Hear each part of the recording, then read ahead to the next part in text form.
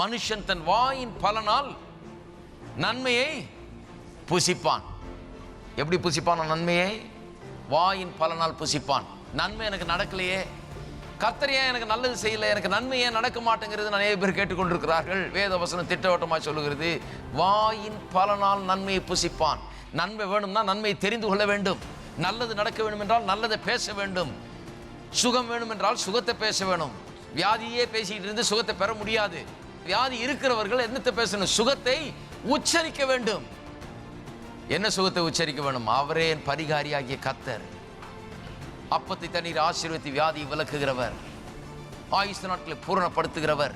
வாயை திறந்து மரணத்தையே பேசி கொண்டிருக்க கூடாது, சாவையே பேசி கொண்டிருக்க கூடாது.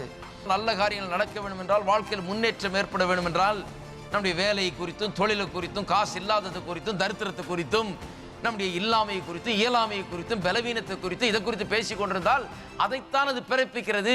வாயை திறந்து ஜீவனை பேசுகிறது என்று சொன்னால் செழிப்பையும் ஆசீர்வாதத்தையும் பேச வேண்டும், எடுத்துக்கொள்ள வேண்டும், உச்சரிக்க வேண்டும் வாயை திறந்து.